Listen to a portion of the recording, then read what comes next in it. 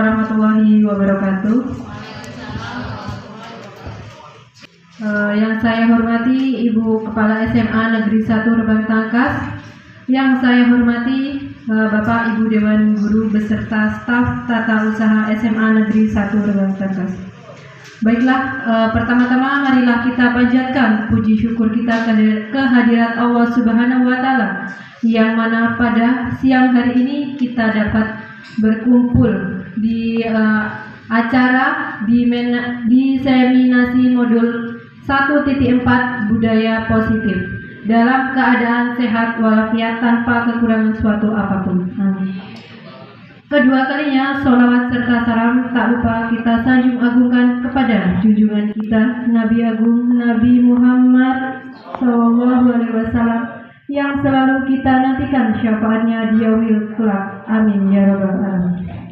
Baiklah, di sini saya sebagai MC akan memandu berjalannya acara pada siang hari ini. Baik acara yang pertama yaitu pembukaan, acara yang kedua sambutan, acara yang ketiga acara inti, dan acara yang keempat acara tanya jawab, dan yang terakhir acara penutup. Baiklah, untuk mempersingkat waktu, marilah kita ke acara yang pertama yaitu pembukaan. Marilah sama-sama kita membuka acara ini dengan membaca lafaz basmalah.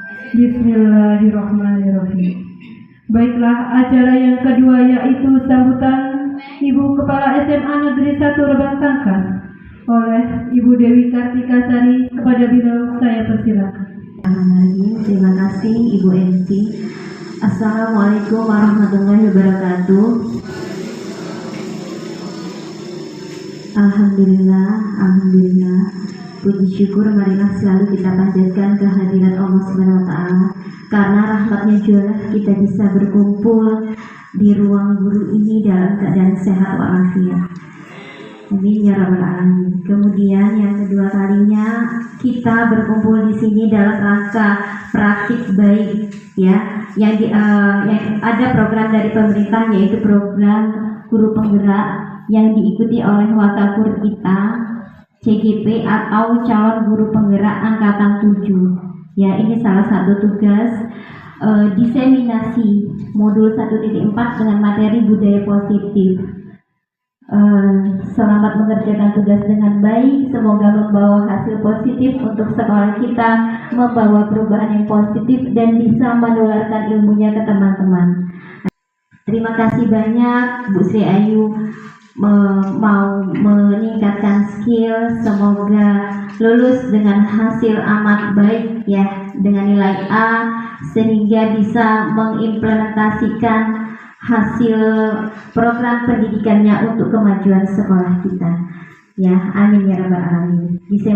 Diseminasi modul 1.4 ini salah satu tugas aksi nyata dari PGP, program guru penggerak. Semoga acara hari ini berjalan dengan lancar, dengan hasil baik. Saya akhiri, wassalamualaikum warahmatullahi wabarakatuh. Terima kasih kepada Ibu Dewi Kartika Sari. Kemudian acara selanjutnya yaitu acara inti yang akan disampaikan oleh Ibu Sri Ayu Dewi SSI. Kepada beliau saya persilakan. Baik, Bismillahirrahmanirrahim. Bapak Ibu, siang hari masih semangat kan? Sebelum saya lanjut, saya ingin menyampaikan pantun. Embun datang, bunga menguntung.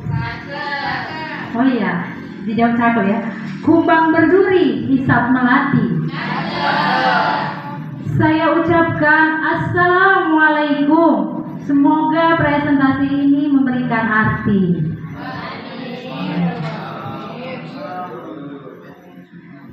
Alhamdulillahirabbil alamin. Alhamdulillazi arsala rasulahu bil huda wa dinil haq liyuzhirahu ala dini kulli wa kafa billahi syahida asyhadu an la ilaha illa anta astaghfiruka wa atubu ilaik. Rabbi shrah li sadri wa yassir li amri wahlul 'uqdatam min lisani yafqahu qawli. Yang terhormat Ibu Kepala SMA Negeri 1 Rebang Tangkas, Ibu Dewi Kartika Sari MPD, Bapak Ibu Dewan Guru SMA Negeri 1 Rebang Tangkas, Sebelumnya saya ucapkan ribuan terima kasih kepada Ibu Kepala Sekolah karena berkat dukungan beliaulah sehingga acara di siang hari ini dapat berlangsung selama mungkin lebih kurang 1 jam. Kemudian saya juga berterima kasih kepada Bapak Ibu Guru.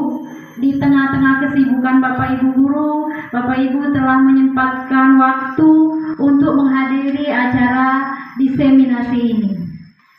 Bapak Ibu, acara diseminasi modul 1.4 tentang budaya positif. Bapak Ibu, tujuan dari kegiatan diseminasi pada hari ini adalah yang pertama, memang ini adalah salah satu tugas yang wajib dilakukan oleh peserta pendidikan guru penggerak. Jadi semua peserta CGP itu harus melakukan aksi nyata atau sosialisasi lah kalau bahasa kita ya, atas apa yang telah didapat di modul 1.4.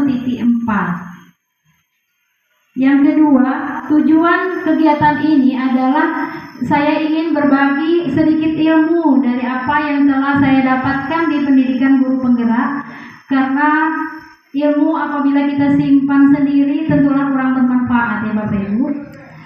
Kemudian yang ketiga, kegiatan ini untuk melakukan kerjasama. Jadi saya mohon setelah kegiatan ini mari kita bekerja sama, berkolaborasi untuk melakukan budaya positif di sekolah kita, terutama di SMA Negeri 1 Urbang Tangkas, agar sekolah kita menjadi lebih baik lagi.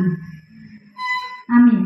Bapak Ibu, saya di sini bukanlah yang paling hebat, bukan juga yang banyak ilmunya, tetapi di sini kita sama-sama belajar. Jadi di sini kita sama-sama sharing ya Bapak Ibu ya. Oke, untuk mempersingkat waktu, yang pertama saya akan menyampaikan dulu tujuan pendidikan.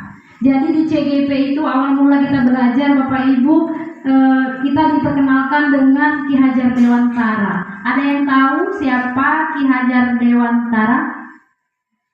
Bu Rini ada? Oke, bagus sekali. Bapak Pendidikan Indonesia, aplaus dong, semangat ya. Betul Bu Rini, Ki Hajar Dewantara ini adalah pejuang pendidikan, banyak sekali pemikiran-pemikiran yang disampaikan oleh beliau. Nah, salah satunya ini Bapak Ibu, menurut Ki Hajar Dewantara, tujuan pendidikan adalah menuntun segala kekuatan kodrat yang ada pada anak untuk mencapai keselamatan dan kebahagiaan yang setinggi-tingginya, baik sebagai manusia atau sebagai masyarakat.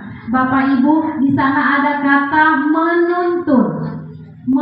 Jadi coba ada yang tahu apa itu makna menuntun? Pak Budi, menuntun apa Pak? Menuntun, membimbing, boleh. Apalagi Pak Sanda, menuntun apa Pak? Mengajak. Oke, boleh, betul ya, benar. Jadi tujuan pendidikan yang dikemukakan oleh Ki Hajar Dewantara adalah bahwa pendidikan itu adalah menuntun. Nah, kita sebagai pendidik, sebagai guru, Bapak Ibu, itu menurut Ki Hajar hanya dapat menuntun perilakunya, tidak dapat mengubah sifat dasarnya. Ya, karena pada dasarnya anak-anak itu dilahirkan sudah memiliki potensi masing-masing, sudah mempunyai kodrat dari sananya. Kita hanya mengarahkan, hanya menuntun, tidak dapat mengubah sifat dasarnya. Kalau menurut KHD, pendidik itu diibaratkan sebagai petani, ya Pak Maria, petani padi. Nah, yang padi itu siswanya. Kita sebagai petani, apa tugas petani? Bu Pit, tugas petani apa? Tugas petani merawat, apa? Menyiapkan lahan, membersihkan, Bu Risma ya. Nah, itu tugas kita sebagai pendidik. Tugas kita itu memelihara tanaman, memupuk. Nah, dapat dibayangkan Bapak Ibu, ketika benihnya sudah bagus, tidak kita pelihara, tidak kita pupuk, dapat kita bayangkan apa jadinya tanaman padi itu. Hasilnya tidak bagus, mungkin padinya kurus. Oke. Nah, itu tadi kita hanya dapat mengubah perilaku. Jadi Bapak Ibu, kita tidak bisa mengubah tanaman padi menjadi tanaman jagung. Yang kita bisa ubah hanya perilakunya saja. Kalau kodratnya sudah dari sana dia. Untuk mencapai pendidikan yang menuntun, menjadikan benih padi menjadi bibit unggul tadi, perlu menciptakan budaya positif. Jadi supaya kita dapat menuntun anak-anak kita tadi mencapai keselamatan dan kebahagiaan yang setinggi-tingginya tadi, kita memerlukan budaya positif. Apa itu budaya positif? Oke, budaya positif itu di sana adalah nilai dan kebiasaan yang berpihak pada murid agar mereka dapat berkembang menjadi pribadi yang kritis, penuh hormat dan bertanggung jawab sesuai profil pelajar Pancasila. Oke, next. Oke, nilai atau sekarang Bapak Ibu, budaya positif di sekolah kita sudah ada belum? Alhamdulillah kita di bawah kepemimpinan Ibu Dewi Kartikasari MPD, budaya positif sudah banyak diterapkan di sekolah kita. Bapak Ibu mungkin tahu budaya positif itu setiap pagi kita berpikir Pak Marioto, Pak Kepala Sekolah, Ibu Kepala Sekolah dan guru-guru lain itu melakukan salim, sapa, senyum. Nah itu budaya positif Bapak Ibu. Ya, itu sudah kita lakukan. Kemudian literasi pagi, itu juga budaya positif. Sudah pembiasaan sholat zuhur. Nah, itu yang akan memupuk perilaku mereka ke depannya nanti. Jadi, ketika mereka punya potensi untuk menjadi guru, misalkan, mereka akan menjadi guru yang baik. Ketika mereka menjadi dokter, akan menjadi dokter yang baik, tidak sombong, gitu kan? Dokter yang berakhlak baik, itu yang dapat kita pupuk. Seperti itu budaya positif Bapak Ibu. Lanjut, next. Oke. Nah, tujuan utamanya tadi ya, membentuk karakter siswa sesuai profil pelajar Pancasila. Beriman bertakwa, ya, profil pelajar Pancasila mandiri, seperti itu. Oke. Nah, untuk menciptakan budaya positif, Bapak Ibu, ada 7 konsep utama yang harus kita ketahui, yang harus kita pahami gitu ya. 7 konsep utama. Yang pertama, perubahan paradigma belajar. Yang kedua, disiplin positif. Yang ketiga, kebutuhan dasar manusia. Yang keempat, motivasi perilaku manusia. Yang kelima, restitusi posisi kontrol guru. Yang keenam, keyakinan kelas. Dan yang ketujuh, segitiga restitusi. Bapak Ibu, ini ada 7 modul gitu ya anaknya. Kami di PGP itu mengerjakan tugas ini dalam waktu 2 minggu. Sedangkan ini kita bahas dalam waktu 1 jam mungkin ya, lebih kurang. Jadi nanti akan saya sampaikan dasar-dasarnya saja. Nanti kalau ada yang belum dipahami kita diskusi lagi di luar kegiatan ini ya Bapak Ibu. Nah, jadi ke-7 konsep dasar budaya positif. Oke, yang pertama. Yang pertama adalah perubahan paradigma belajar. Oke, perubahan paradigma belajar. Oh ya, ini tinggalan. Dari 7 materi ini yang tadi saya sampaikan, nah ada beberapa materi yang menyentil kita, seperti menegur kita, menegur saya gitu ya. Mungkin kalau Bapak Ibu tidak gitu, menegur saya karena saya selama ini belum bisa menjadi guru yang sempurna. Jadi Bapak Ibu sebenarnya asik gitu ya, ketika kita mengikuti PGP, kita ternyata banyak salah dengan siswa gitu ya. Jadi kita merefleksi diri. Oh, ternyata masih banyak yang belum saya lakukan terhadap anak-anak didik saya. Nah, jadi dari 7 materi ini, karena saya baru mendapatkan Bapak Ibu, jadi baru beberapa yang saya terapkan di kelas. Maka saya mengajak Bapak Ibu, setelah kegiatan ini, mari kita sama-sama menerapkan budaya positif di sekolah supaya SMA Rembang Tangkas lebih maju lagi. Oke, perubahan paradigma baru. Ini adalah konsep pertama untuk melakukan budaya positif di sekolah. Oke, dalam membangun budaya positif sekolah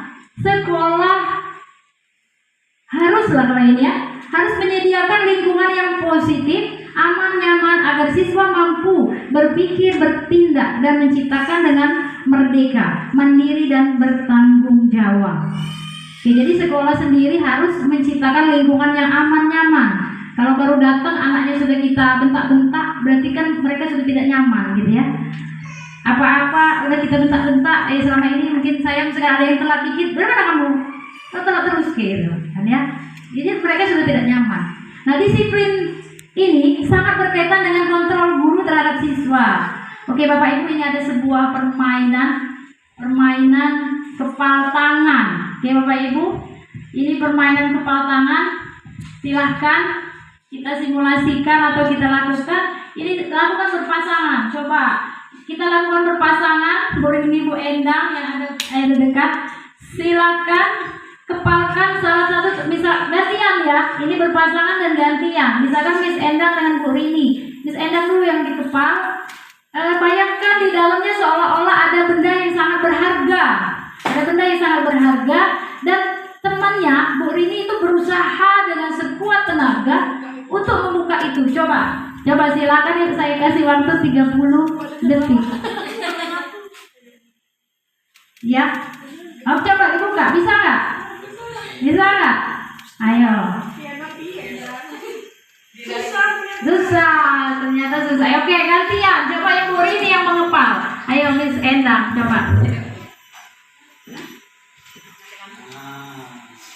Oke, coba. Bisa nggak? Yang lain boleh dicoba. Yang lain coba, temennya. Kebuka. Gimana? Kebuka. Miss Endang kebuka? Enggak. Bu Rini? Enggak kebuka. Itu siapa sandang? Ya boleh. Dengan berbagai cara diintimidasi, digelitik-gelitik, kebuka nggak? Boleh. Gitu ya.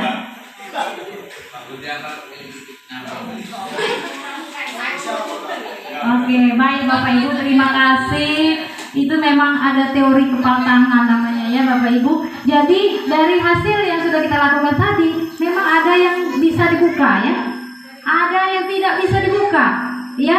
Nah, bisa dibuka itu ada yang bisa dengan cara dipaksa, ada juga yang dengan secara sendirinya seperti itu. Nah, maknanya apa itu Bapak Ibu? Maknanya itu adalah itu namanya teori kontrol diri. Jadi itu juga yang terjadi pada diri kita atau pada anak-anak didik kita. Jadi ada anak-anak didik yang bisa kita kontrol dengan Bapak Ibu guru.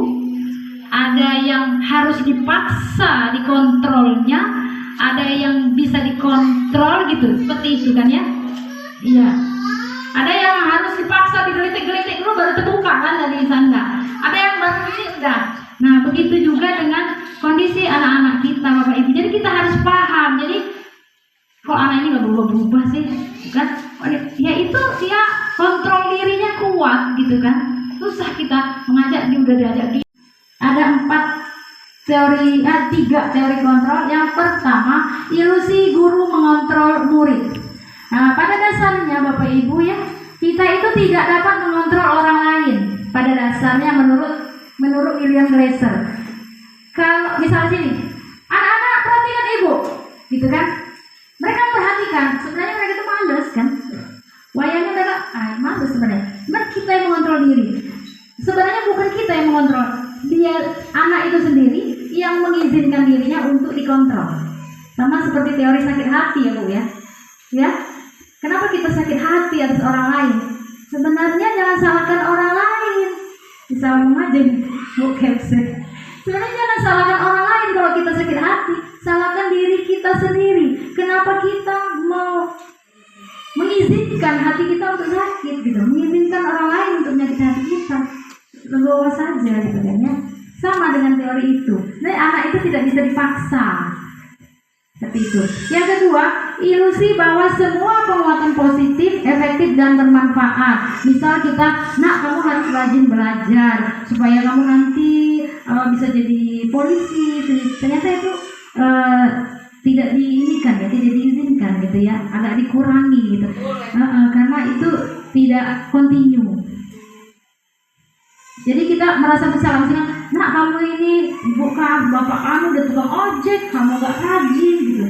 Apa kamu gak kasihan sama bapak kamu? Nah, sebenarnya kayak gitu, kontrol diri yang seperti itu justru membuat anak merasa bersalah, dan itu akan tersimpan di memori anak dalam jangka waktu yang lebih lama. Seperti itu teorinya Bapak Ibu.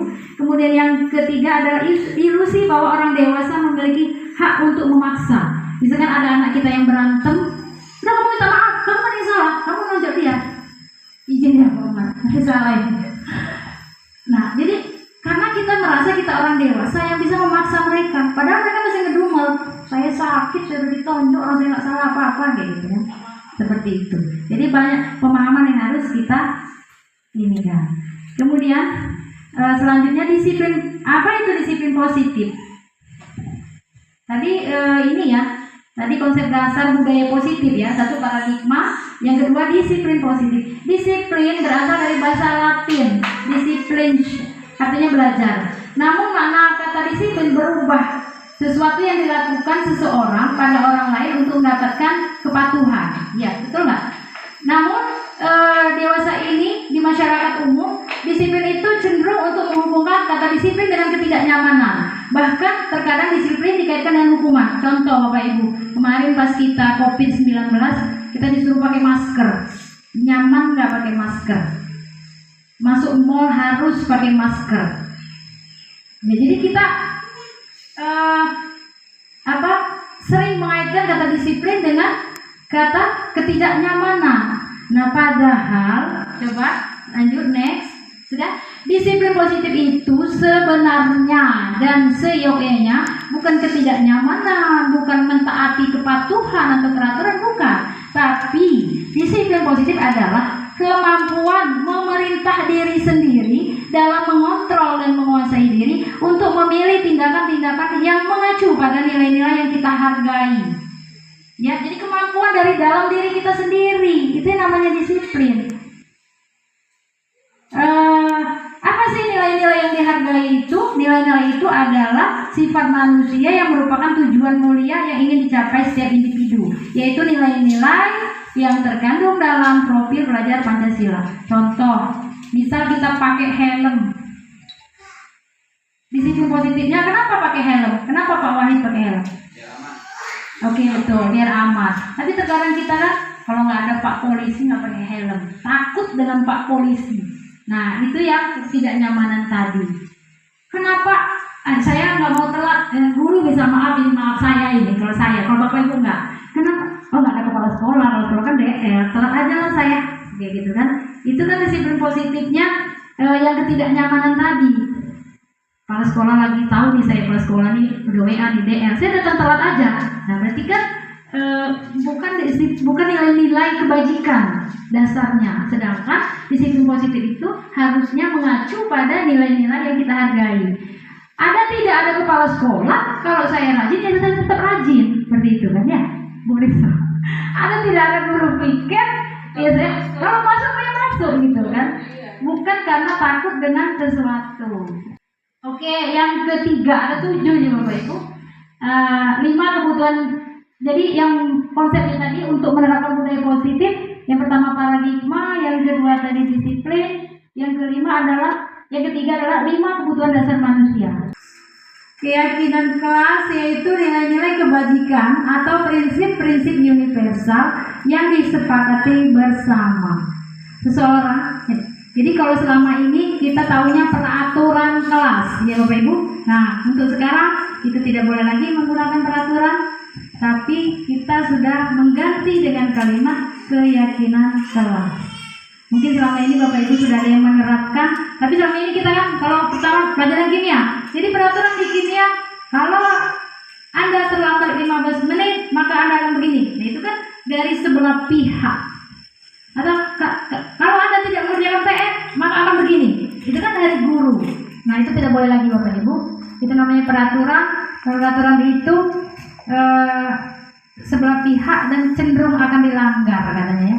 Makanya bahasanya sudah jadi keyakinan, di mana keyakinan ini itu dibentuk dengan kesepakatan bersama antara guru dan siswa. Next ya, yang seseorang akan lebih semangat untuk menjalankan keyakinan ketimbang sekedar mengikuti peraturan. Jadi, nah keyakinan kelas ini bagaimana cara membuatnya? Keyakinan kelas ini disepakati bersama antara kedua belah pihak. Kemudian keyakinan ini menggunakan kalimat yang positif, menggunakan kalimat yang universal, dan yang umum, biar tidak panjang-panjang, biar mudah diingat. Jadi boleh Bapak Ibu diterapkan di kelas masing-masing. Sebagai guru atau pendidik, kita harus memahami kebutuhan dasar anak. Jadi secara kodrat, manusia itu sudah dianugerahi 5 kebutuhan dasar. Nah, kebutuhan dasar setiap orang itu berbeda-beda. Kita harus berusaha memahami pandangan orang lain tentang dunia. Setiap orang punya gambaran yang berbeda. Coba lihat. Nih, apa aja kebutuhan dasar manusia? Yang pertama, kebutuhan bertahan hidup, yaitu sandang, pangan, papan, yang bersifat psikologis ya Pak Maria. Kemudian kebutuhan cinta kasih dan rasa diterima, biasanya minta mencari perhatian, contohnya itu ya. Kemudian ada kebutuhan kesenangan, merasa senang maka akan senang untuk belajar. Kemudian selanjutnya kebutuhan kebebasan, anak itu butuh bebas, bukan bebas sebebas-bebasnya tapi bebas dalam mengemukakan pendapat, bebas dalam memecahkan masalah seperti itu, bukan bebas bolos gitu, bukan. Yang terakhir adalah kebutuhan akan penguasaan. Anak dengan sikap ini biasanya ingin menjadi seorang pemimpin atau merasa lebih hebat. Oke Bapak Ibu, ini ada sebuah ilustrasi ya, ini di kelas 10 MIA, saya buat di kelas 10 MIA. Misal contoh, ada anak yang bernama Doni, nggak ada ya Doni ya di 10 MIA? Nggak ada ya, adanya siapa? Farel. Oke, ini ada anak yang bernama Doni. Anak ini sering mengambil bekal makan siang mereka dengan paksa. Iya, jika Anda menghadapi seperti Ibu Ambar ini, apa yang akan Anda lakukan? Menurut Anda kira-kira apa alasan Doni melakukan itu? Oke, Pak Man, kira-kira kalau di kelas itu ada anak yang seperti itu, kira-kira bagaimana Pak? Dibina saran. Gimana Pak?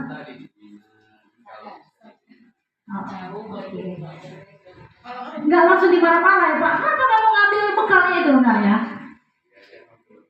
Oh, diajak ngobrol, betul sekali ya Bapak Ibu. Kita ajak ngobrol karena kemungkinan ada 5 kebutuhan dasar yang tidak tercukupi oleh anak tersebut. Misalnya yang pertama, mungkin benar-benar karena Doni lapar, dia ngambil punya temannya, atau dia tidak bawa bekal dan tidak bawa uang, tidak dikasih sama orang tuanya, makanya dia ngambil bekal temannya. Jadi kita harus tahu dulu apa alasannya. Yang kedua, mungkin dia ini senang aja nyari perhatian, dia senang kalau ngeliat temennya itu ngeliat ekspresi mukanya kalau barangnya diambil gimana gitu. Ada kan orang seperti itu kan? Ada yang merasa hebat karena temannya jadi takut. Oh dia bangga nih dia kalau temennya takut karena dia ngambil, dia nggak berani itu kan. Ada nih di sekolah kita ada. Kemudian ada yang merasa bosan dengan bekal yang dibawanya sendiri, yang dibawa orang tuanya. Iya, jadi yang kelima mungkin iseng dia, ingin kesenangan saja. Jadi Bapak Ibu, kita harus memahami betul kenapa anak tersebut berperilaku seperti itu. Jadi jangan dulu ya, kenapa dia bisa terlambat. Kita ajak diskusi. Jadi tidak langsung bisa memvonis. Oke Bapak Ibu, ngantuk ya? Enggak. Ini sudah 3 ya. Ngantuk, kita ice breaking dulu ya. Pagi, tepuk siang, tepuk sore, tepuk siang, tepuk malam. Oke, masih konsentrasi. Berarti masih semangat ya, masih konsentrasi. Oke, terima kasih Bapak Ibu. Karena masih konsentrasi, nggak kita lanjutkan. Oke, lanjut Bu Sofi. Kemudian konsep dasar yang keempat ini ya, kalau tidak salah, semua perilaku manusia memiliki tujuan. Nah ini juga Bapak Ibu, saya analogikan misal kita disuruh ibu kepala sekolah untuk mengikuti pelatihan. Misal, apa tujuan kita mengikuti pelatihan? Kira-kira apa, Bu Fitri? Memperluas wawasan. Nah, ada nggak yang tujuannya biar dapat sertifikat? Ada nggak? Nah, ada ya, biar dapat sertifikat. Ya itu memang betul, tidak salah kan? Siapa yang mau nyalahin? Memang betul kan? Iya, manusiawi betul. Jadi ini salah satunya memang sudah dikemukakan. Yang pertama, semua perilaku manusia yang pertama menghindari ketidaknyamanan atau hukuman. Ya, misalkan, nah ini motivasi eksternal Bapak Ibu. Ini masih motivasi dari luar. Misalkan anak datang tepat waktu supaya tidak dapat poin, berarti itu masih motivasi eksternal. Yang kedua, untuk mendapat imbalan. Oh, saya belajar supaya ranking 1. Itu kan supaya dapat imbalan.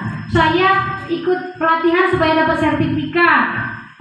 Saya ikut pelatihan supaya dapat uang transport. Nah, itu karena karena supaya mendapat penghargaan. Itu juga masih bersifat eksternal. Nah, Bapak Ibu, menurut teori ini kita diusahakan ketika melakukan sesuatu itu karena motivasi internal. Artinya kita memang menghargai diri kita sendiri. Ya, jadi kita memang menghargai diri sendiri dengan nilai-nilai yang mereka percaya. Jadi bukan karena takut kena hukum, yang kayak saya bilang tadi ya. Kita ke sekolah tepat waktu bukan karena tidak ada, bukan karena kita tepat waktu bukan karena ada kepala sekolah supaya bisa dibujuk, rajin benar Bu Sri Ayu ini. Kalau ada kepala sekolah jam 7 sudah nyampe ya. Kepala sekolahnya DL jam 9 baru nyampe. Ya, diusahakan seperti itu. Jangan seperti itu. Memang kita menyadari tadi ya, dan yang sama ada hubungannya dengan yang tadi ya, yang kontrol diri tadi. Oke, lanjut. Nah, ini ada pertanyaan pemantik Bapak Ibu. Ini mungkin tidak dilakukan ya oleh kita. Ada seorang anak yang tidak menguasai pelajaran matematika. Ya, pada saat pelajaran dia hanya menggambar. Kemudian Pak guru itu memanggilnya dan menjatuhkan tas di kursi. Tiba-tiba si anak gugup, seluruh kelas pun tertawa, menertawakan IPA. Kemudian Pak gurunya menyuruh IPA untuk berdiri di depan kelas sambil menunjuk hidung.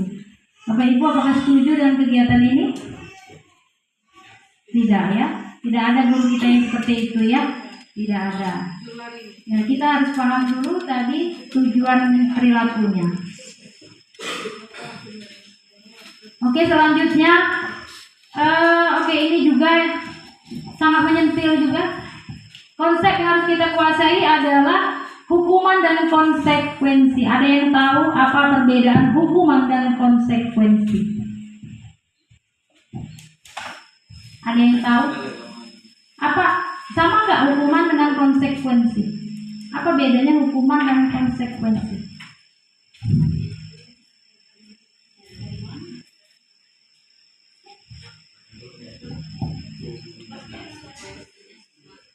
Oke, hukuman apa?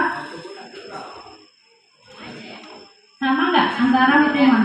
Pak BK, monggo, hukuman sama nggak dengan konsekuensi? Berbeda ya Bapak Ibu ya. Hukuman itu berbeda dengan konsekuensi. Kalau hukuman gini misalkan, kamu ada anak terlambat masuk di kelas kita. Apa kamu terlambat? Keluar kamu pelajaran saya. Udah dia terlambat disuruh keluar, rugi 2 kali kita kan. Nah, jadi tidak ada relevansinya dengan kegiatan tersebut. Itu hukuman. Misal lagi anak terlambat kita suruh berdiri di bawah tiang bendera, itu hukuman. Ya, tidak ada relevansinya. Jadi ujuk-ujuk kita langsung ngomong, kamu begini gitu. Tidak ada kesepakatan dulu.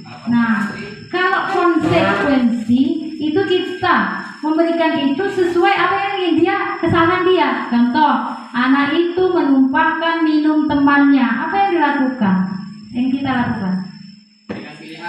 Membersihkan meja teman yang kena air tadi.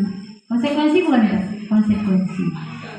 Iya, iya, rasa tanggung jawab seperti itu. Jadi kita harus berhati-hati Bapak Ibu. Jadi di Dewan Guru jangan ujuk-ujuk kita memberikan hukuman, karena itu akan memberikan dampak yang negatif. Anak tidak pakai sepatu, anak pakai sepatu hitam atau sepatu kuning, kita suruh lepas sepatu sehingga dia nggak pakai sepatu seharian.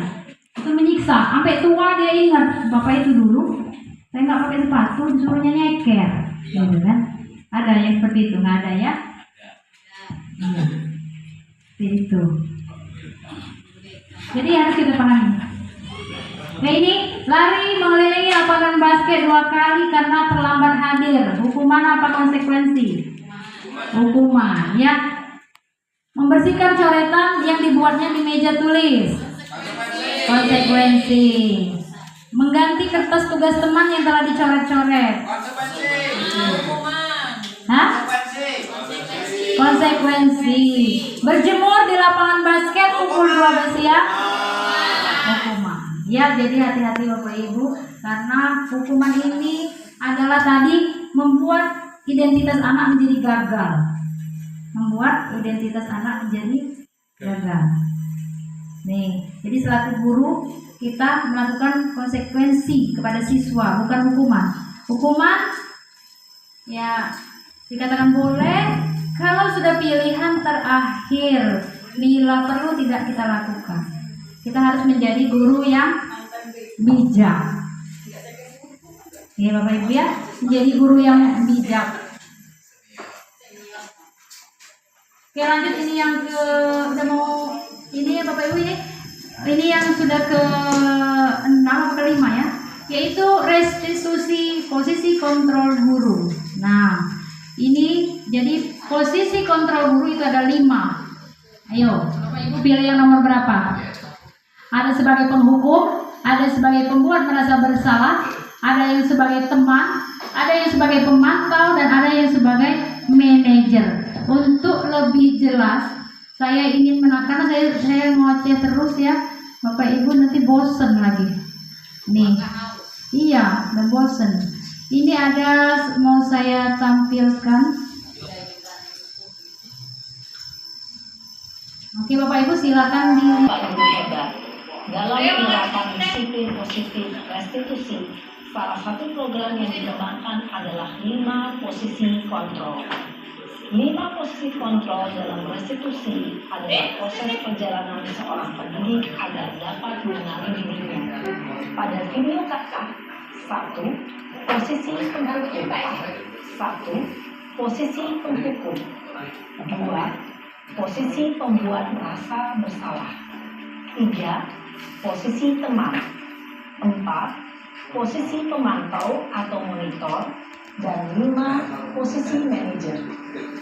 Untuk lebih memahami kelima posisi tersebut, kita saksikan ini ada ilustrasi. Terlambat hadir 20 menit di sekolah dan melihat bagaimana kelima posisi kontrol dalam menghadapi masalah tersebut.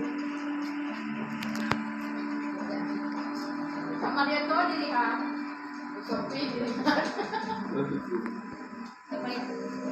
Karel.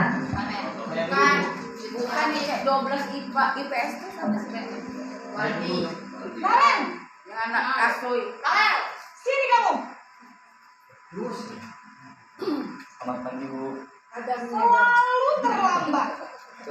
Kamu deh. Pasti terlambat. Iya. Maaf Bu, saya Apa? Apa coba? Alasan kamu apa lagi saya? Apa lagi kamu hujan nggak? Malas sekali ya kamu jadi anak. Saya Dasar pemalas. Gak kapok-kapok sih kamu. Sudah berapa kali terlambat? Sana, kamu keliling lapangan basket 2 kali. kenapa saya harus pulang lapangan basket Bu? Kenapa? Kamu melawan ibu. Berani-beraninya jawab. Sudah terlambat, masih berani jawab pula. Kenapa kamu? Sekarang keliling lapangan basket 5 kali sekalian. Biar kapok. Cepat.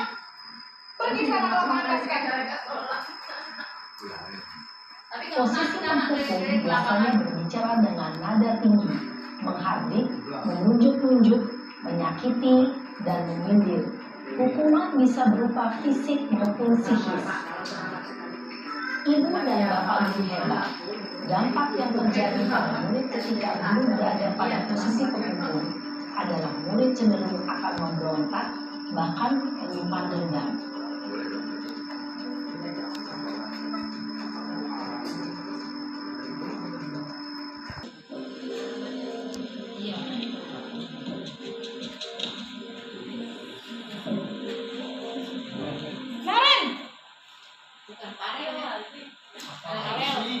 Selamat pagi, Bu. Naren, kamu kenapa terlambat lagi, nak? Ya Tuhan, Naren, kamu senang ya bikin ibu susah ya?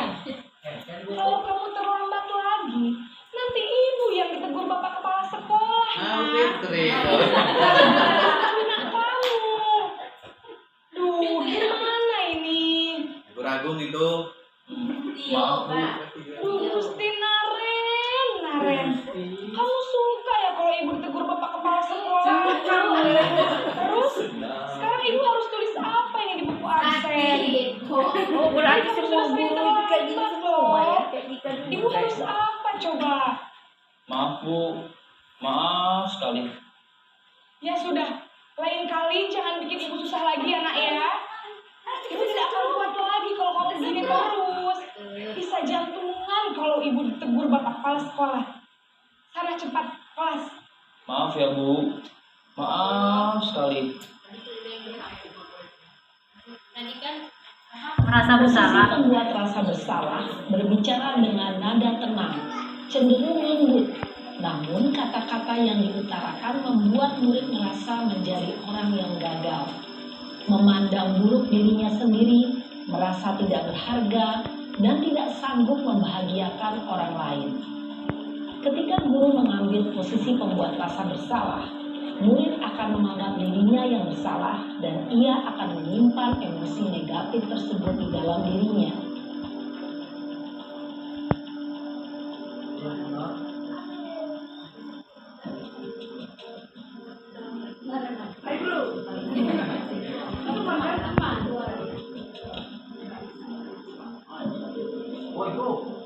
Naren,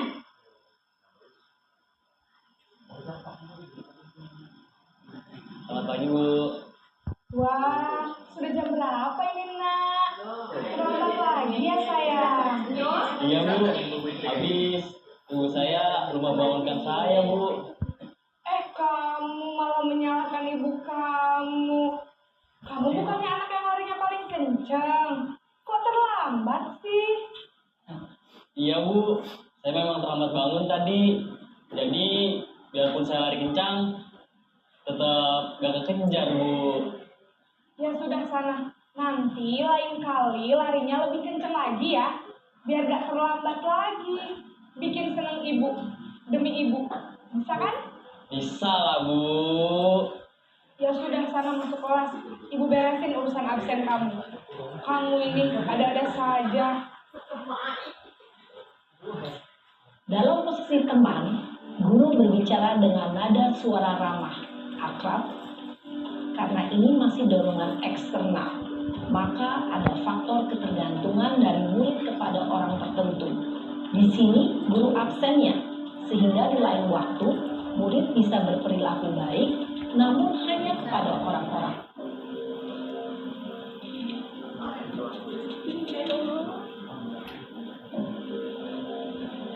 Naren!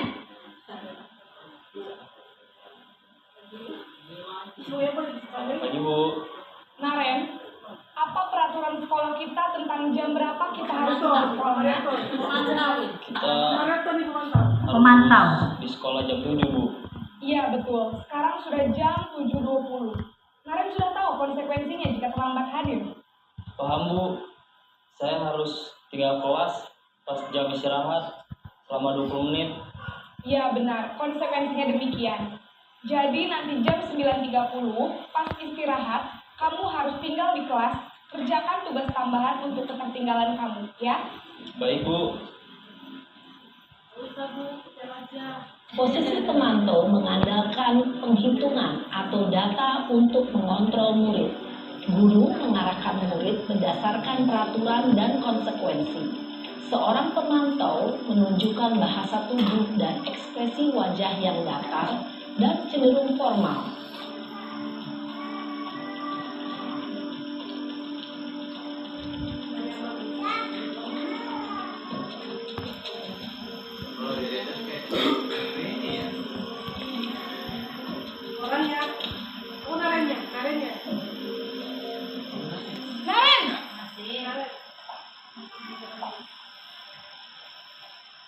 Selamat pagi, Bu. Selamat pagi, Naren. Maaf, Bu. Saya terlambat. Iya, sekolah masuknya jam 7, sekarang sudah jam 7.20. Jadi sekarang bagaimana ini, Naren? Maaf, Bu. Saya lupa setel alarm saya semalam. Baiklah, menurut kamu, keyakinan sekolah yang mana yang perlu kamu tingkatkan? Menghargai diri sendiri dan orang lain mungkin ya, Bu. Setuju. Jadi, apakah Naren meyakini prinsip saling menghormati tersebut? Iya, Bu. Saya meyakininya. Apakah Naren bersedia memperbaiki masalah keterlambatan ini? Bersedia, Bu. Bagaimana kamu akan memperbaiki masalah keterlambatan ini? Saya akan coba untuk tidak lupa menyetel alarm saya, Bu. Baik, kalau Naren lupa menyetel alarm di rumah, ada orang yang kira-kira bisa bantu mengingatkan tidak? Ada, Bu. Kakak saya, Kak Emma. Ada lagi selain Kak Emma? Selain Kak Emma, ada ibu saya. Baik, jadi yang mengingatkan Naren adalah Kak Emma dan ibu kamu ya? Kira-kira akan mulai setel alarm kapan nih, Naren? Setelah pulang sekolah, akan segera saya lakukan. Baik, jadi Naren akan setel alarm untuk bangun besok pagi dan akan diingatkan oleh kakak dan ibunda Naren ya. Ada lagi yang mungkin perlu dilakukan, Naren? Agar tidak terlambat bangun lagi. Tidak ada, Bu. Baik, Naren. Terima kasih untuk kerjasama kamu. Sekarang kamu perlu kembali ke kelas untuk belajar. Baik, Bu. Terima kasih. Posisi manajer adalah posisi kontrol yang disarankan untuk membimbing murid memiliki sikap disiplin yang positif, yaitu murid yang mandiri, bertanggung jawab, dan dapat memecahkan masalah. Tujuan dari posisi ini adalah agar murid dapat berefleksi atas tindakannya. Guru akan dengan tulus memberikan pertanyaan-pertanyaan bermakna, sehingga membuat murid dapat belajar dari kesalahannya dan mencari sebuah solusi untuk menyelesaikannya. Konsep dasar untuk melakukan budaya positif yang keenam yaitu adanya keyakinan kelas. Kemarin tidak saya buat video, Bapak Ibu, saya sudah melakukan keyakinan kelas di 11 Mei 3, tapi saya tidak dokumenkan. Jadi keyakinan kelas itu apa? Misalnya gini, tidak boleh melakukan positif. Jadi kalau dulu kan kita jangan membuang sampah sembarangan, gitu kan ya? Kalau dulu ya, nah itu tidak boleh sebenarnya Bapak Ibu. Kita harus ganti dengan kata menjaga kebersihan. Atau jangan datang terlambat. Siapa yang datang terlambat Ibu Alfa, lebih dari 15 menit Alfa. Nah itu tidak boleh. Kita ganti kalimatnya dengan kata datang tepat waktu. Jangan berantem ya. Nah, tidak boleh berantem. Anak didik kita impian seperti apa kelas mereka dalam belajar? Misalkan dalam belajar kimia, yuk kita mau seperti apa nih kelas kita nih?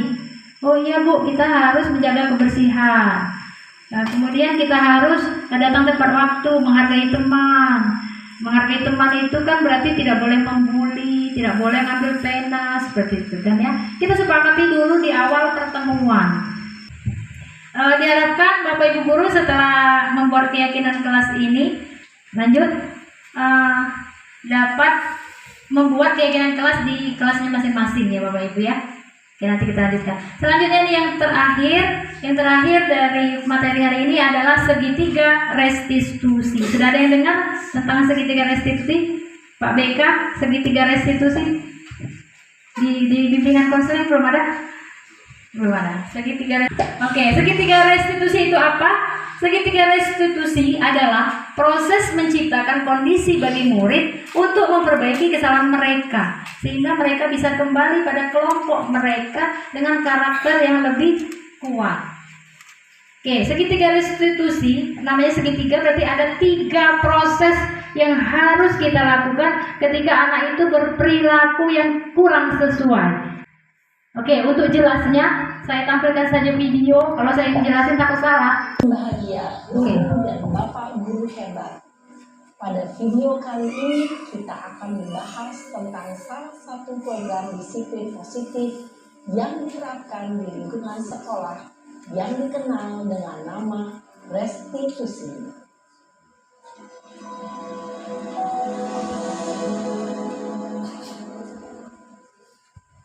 Restitusi dikembangkan oleh pakar pendidikan Diane Gosling, berlandaskan pada teori kontrol Dr. William Glasser. Segitiga restitusi adalah suatu proses dialog yang dijalankan oleh guru atau orang tua agar dapat menghasilkan murid yang mandiri dan bertanggung jawab. Pada saat guru di posisi manajer, aspek yang dikembangkan adalah motivasi intrinsik, sehingga penanaman nilai-nilai kebajikan dapat tumbuh dan berkembang menjadi suatu kebiasaan positif yang akhirnya membentuk karakter murid. Proses dialog ini terdiri dari 3 langkah yang digambarkan pada ketiga sisi pada segitiga restitusi. Sisi pertama adalah menstabilkan identitas lain. Mungkin saat itu saya menjadi emosi, jadi tidak menunjukkan sikap itu. Pada sisi pertama, menstabilkan identitas berdasarkan pada prinsip bahwa membuat kesalahan adalah bagian dari proses pembelajaran. Sisi pertama dari segitiga ini berperan menggeser. Pernah lakukan karena ini tugas. Kalau tidak dikumpul tidak hijau ya.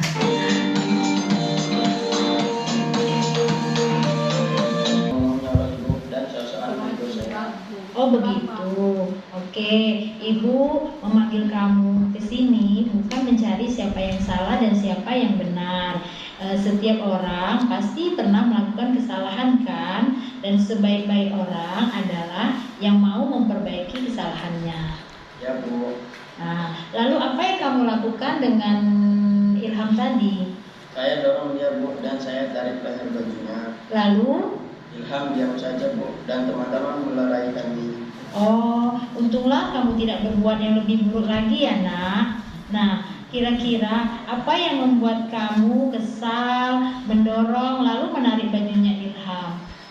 Yaitu Bu cara ngomongnya Ilham yang bentak-bentak saya di depan teman-teman. Bilangin saya tidak pernah piket, padahal baru hari ini saya tidak piket. Saya jadi nggak enak Bu dan malu. Oh, wajar ya kamu kesal karena kamu malu ya dibentak di depan teman-teman. Nah, kira-kira menurut kamu tindakan kamu tadi sesuai tidak dengan keyakinan kelas yang sudah kita sepakati? Tidak Bu. Nah, apa keyakinan kelas yang sudah kamu langgar? Saya tidak melaksanakan piket kelas Bu dan tidak menghormati sesama teman. Oke, kalau menurut kamu melaksanakan piket kelas dan saling menghormati teman itu penting tidak? Ya Bu, penting. Nah, kalau menurut kamu penting, keyakinan kelas apa yang harus kamu lakukan ketika kamu sedang kesal? Saya harus lebih sabar Bu dan dapat mengontrol diri. Oke, apakah kamu bersedia untuk memperbaiki masalah ini? Bersedia Bu. Nah, apa yang harus kamu lakukan untuk memperbaiki masalah ini? Saya akan meminta maaf kepada Ilham. Saya selalu melaksanakan piket kelas dan lebih sabar lagi ketika saya sedang kesal Bu. Oke, tepat sekali nak apa yang akan kamu lakukan. Terima kasih ya, semoga kedepannya lebih baik lagi. Ya Bu. Oke Bapak Ibu, semoga apa yang saya sampaikan itu dapat dipahami dan sedikit banyak mungkin dapat diterapkan di sekolah kita. Selanjutnya saya minta Ada yang bertanya? Ada sesi tanya jawab? Satu pertanyaan saja ya.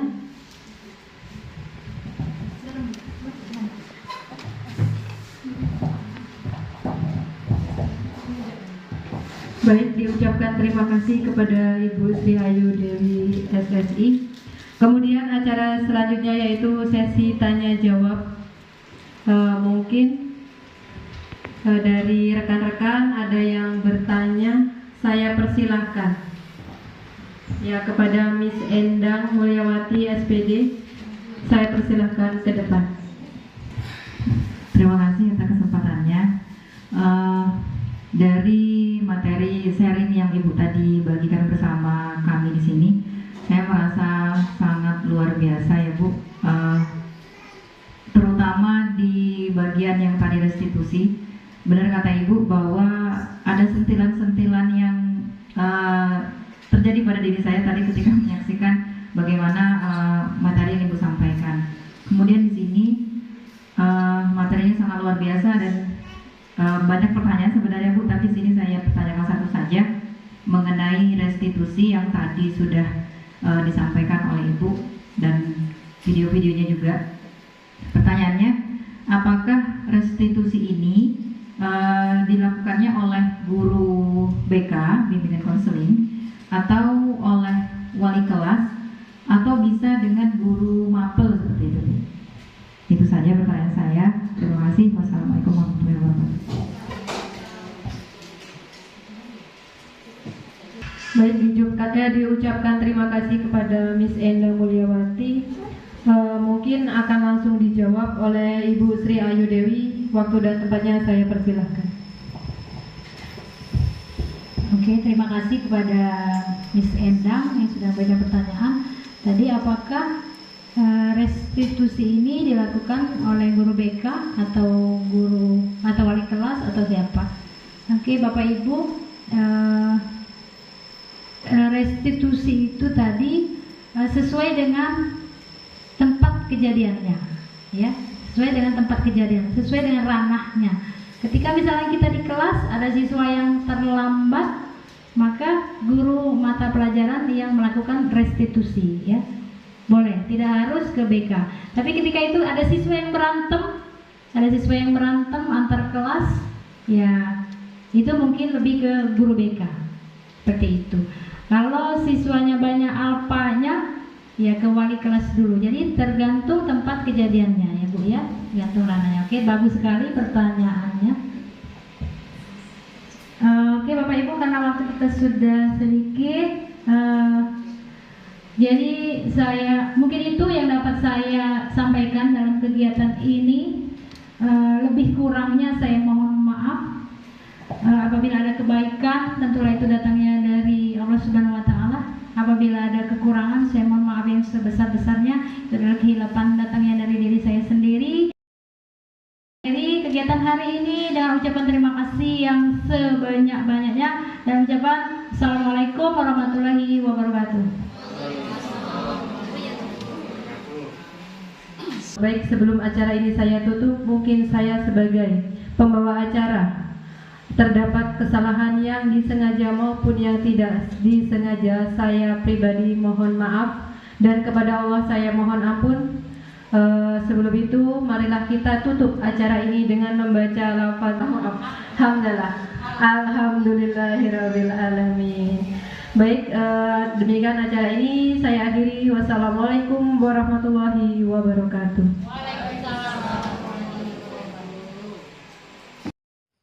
Assalamualaikum warahmatullahi wabarakatuh. Hai semua, saya Ria Mustika dari kelas 12 IPA 1. Menurut saya, dengan adanya keyakinan kelas, siswa jadi lebih disiplin, lebih patuh, lebih menaati, dan lebih menghormati dengan adanya kesepakatan antara dua belah pihak, antara siswa dan guru. Saya akhiri, wassalamualaikum warahmatullahi wabarakatuh.